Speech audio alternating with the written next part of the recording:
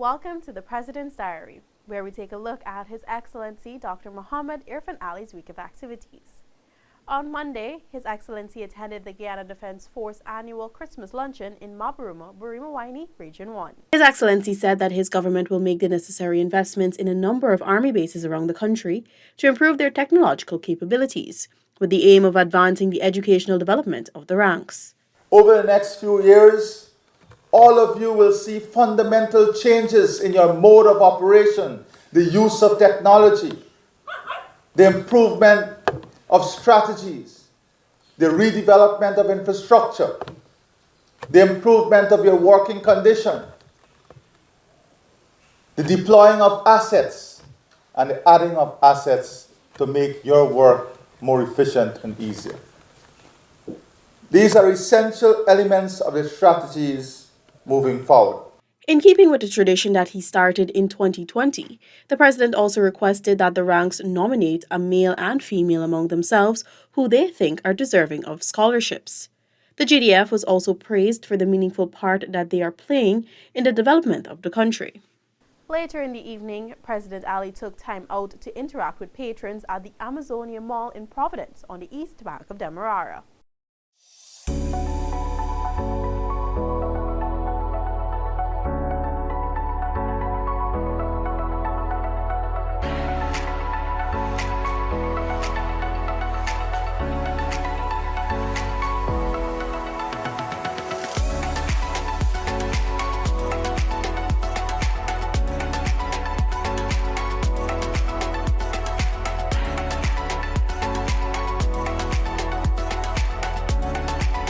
On Tuesday, His Excellency Dr. President Irfaan Ali attended the annual Police Christmas breakfast at the Police Officers' Mess, Eve Larry. President Ali was joined by Prime Minister Brigadier Retired the Honourable Mark Phillips, Minister of Home Affairs the Honourable Robeson Ben, Commissioner of Police Acting Nigel Hoppy, Chief of Staff of the Guyana Defence Force Brigadier Godfrey Bess, along with senior ranks of the Guyana Police Force and other officials.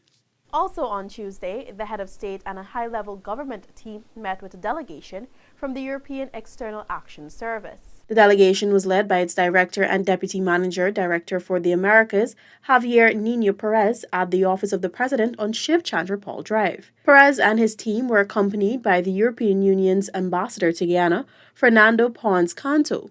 President Ali was joined by Prime Minister Mark Phillips, Vice President Dr. Bar Jagdeo, Senior Minister within the Office of the President with responsibility for Finance Dr. Ashni Singh, Minister of Parliamentary Affairs and Governance Gail Teixeira, Minister of Foreign Affairs and International Cooperation Hugh Todd, Minister of Public Works Juan Edgehill, and Minister within the Ministry of Public Works Deodat Indar. President Ali on Tuesday announced that Guyana received €7.56 million from the European Union. The sum is the last disbursement from the European Union Budget Support Program. The President said a large part of the funding will go towards strengthening Guyana's sea defense. As a result of this intervention, thousands of acres of arable agricultural lands under cultivation are protected from the intrusion of the sea. In addition, residents of these low-lying areas also suffer great losses of their crops and livestock, as well as extensive damage to their homes. These resources that are being provided today will greatly assist in improving the lives of the people of Guyana and will help to offset the expenditure that has been incurred in our relentless struggle to defend our coastal zone from the intrusion of the aggressive Atlantic Ocean. President Ali says Guyana is pursuing an aggressive transformational agenda that requires large amount of capital to finance. These areas include infrastructure, clean and renewable energy, agriculture, information technology, and provision of state-of-the-art social services. The government is currently developing new lands for housing to provide homes for low-income earners and young professionals. In all of this, we are constantly reminded of the severity of climate change and its impending impact on our vulnerable population and sea defenses. EU Ambassador to Guyana Fernando Pons Canto says the release of the money is a display of trust the EU has in Guyana to effectively manage the money. He also highlighted that Guyana has shown proof of the works that the money will go towards. The EU ambassador said over the years, Guyana has managed to build more than 10 kilometers of sea defenses while rehabilitating more than 10 kilometers of sea defense. This, along with maintaining more than 60 kilometers of sea defenses and the planting of 6 new mangrove sites that protect Guyana from the rising sea levels. During the press conference, Dr. Mohammed Irfaan Ali stated that there is a grave misconception that Guyana does not qualify for support from international partners because of its new oil-producing status. The president made this point just after announcing that Guyana received a $7.5 million pound line of credit as budget support from the European Union. Yes, we are projected to grow tremendously and be a leading economy globally. But there is a transition time which brings with it a transition gap. And we are making the case that in that transition gap, Guyana still qualifies for concessional financing. We still qualifies for support from international agencies because the strong flow of revenue from the oil and gas sector would not occur immediately. Guyana currently has US $534 million in the Natural Resource Fund, but this is not significant compared to the revenue flows the government expects to receive when ExxonMobil ramps up production in the Stabroek Block in the coming years. While only one floating production, storage, and offloading vessel is producing offshore, it is expected that 6 will be operating simultaneously by 2027. His Excellency says Guyana will continue to accept support for projects geared at lifting up its most vulnerable communities. Dr. Ali, meanwhile, denied that Guyana's relationship with the EU is coming to an end. That is absolutely not the case. For a matter of fact, that is why we have such a high-level visit today, because the intention of this visit is to define the strategic way forward and the emerging challenges and opportunities, and for us to come up with a common framework and a plan as to how together the EU and Guyana will navigate the future. Later that evening, His Excellency hosted a dinner for the visiting delegation from the European External Action Service at State House. President Ali was accompanied by Prime Minister Mark Phillips, Vice President Dr. Bar Jagdeo, Minister of Parliamentary Affairs and Governance Gail Teixeira, Minister of Foreign Affairs and International Cooperation Hugh Todd, Minister of Public Works Juan Edgehill, Minister of Tourism, Industry and Commerce Onij Waldron, and Minister within the Ministry of Public Works Deodat Indar. The head of state also presented Mr. Perez with an art piece from well-known Guyanese artist Merlene Ellis. Dr. Mohammed Irfaan Ali at a formal ceremony on Wednesday congratulated SBM Offshore for its 5-year milestone of operations in Guyana, as well as the opening of a new office. The president also urged key players in the oil and gas sector to acknowledge and understand the importance of local content as the foreign investment sector continues to grow and strive over the next few years. Fundamentally, we have to be able to understand the immediate needs of the economy in creating sustainable options, livelihoods, and jobs, and be able to finance those needs. Don't believe you can go and say, oh, let's put up the money and save it. We have to first of all create an environment and an economy that is strong, stable, and resilient, that requires investment. Congratulations, best of luck, and we hope that in your plans for the future, you will ensure that the local workforce is not only equipped, but integrally integrated in your business model. On Thursday, Dr. Ali received a courtesy visit from the United Kingdom's Shadow Secretary of State for Foreign, Commonwealth and Development Affairs, David Lammy, at State House. He was accompanied by Deputy High Commissioner of the United Kingdom to Guyana, Ray Davidson. Mr. Lammy, who was a Labour Member of Parliament, was born in North London to Guyanese parents. Under the Tony Blair administration, he served as Minister for Culture at the Department of Culture, Media and Sport. In the evening, His Excellency Dr. Mohammed Irfaan Ali attended the Private Sector Commission's 2021 Christmas dinner at Roraima Duke Lodge.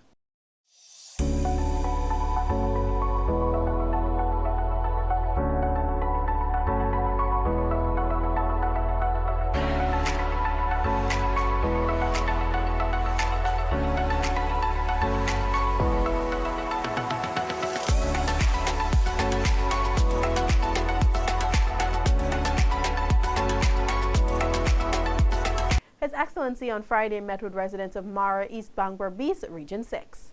The meeting stemmed from a request from a group of concerned residents who met President Ali when he commissioned a water treatment plant in Sheet Anchor last Saturday. President Ali was accompanied by Senior Minister in the Office of the President with responsibility for finance, Dr. Rashni Singh, Minister within the Ministry of Public Works, Deodat Indar, and regional officials. During the meeting, residents of the agricultural community made it known that they would appreciate if their main access road could be fixed. President Ali immediately addressed the matter. I want to commit to you today that the government will immediately make $100 million available to start work on the additional sections of the road.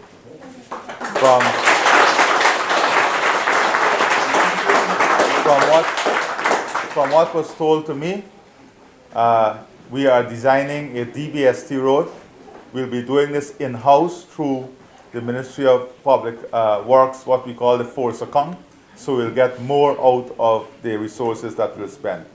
And this should give us 6 kilometers of DBST road. His Excellency said the construction of the road goes far beyond just having the road fixed. He said it would lead to increased production. If you have to justify this road based on financial assessment alone, it can't be justified. But when you look at the potential that exists in increasing production, then it becomes justifiable. Right. So we have to spend a lot of resources on the production aspect.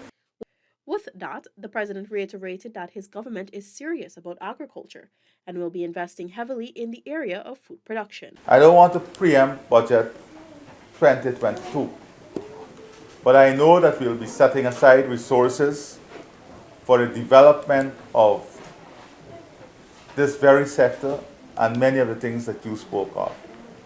The incorporation of smart agriculture, technology, and support on infrastructure, building infrastructure, and capital expenditure for the farmers. He says his government wants to build an aquaculture industry and improve the swamp shrimp production in Region 6. It was highlighted that government is already supporting some farmers in the quarantine area to get their businesses off the ground. They are going to sit down with all the farmers who own lands. And we're going to situate the lands as to where they are. If you have lands along the sea, and these are lands that can be used for the swamp swim too, Chairman? Yes. And you're willing to come into the swamp swim project, we are going to help you to build the dams, put the equipment, build the dams, and bring you into the swamp swim project. If there are lands that you own that you want to put into aquaculture, we're going to discuss that with you in converting those lands into aquaculture. Apart from these announcements, President Ali called for accountability by contractors and officials in the region. This comes on the heels of a contractor failing to undertake rehabilitation on 3 kilometers of the Mara Road. Residents brought it to the attention of President Ali that the contractor has only worked 3 days in the month thus far. The project is to be completed by December 29. Y'all is past the community. The government is investing in these roads, and you guys think you can do what you want.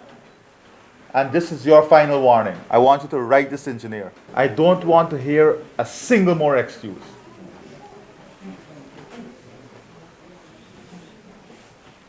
Where do you live? Georgetown. And you supervising the road? Well, you move here full time until the road is finished. Just find a place to rent for him. Okay. Right? This is how we'll have to operate in this place. People, you guys have to start taking responsibility for what you do.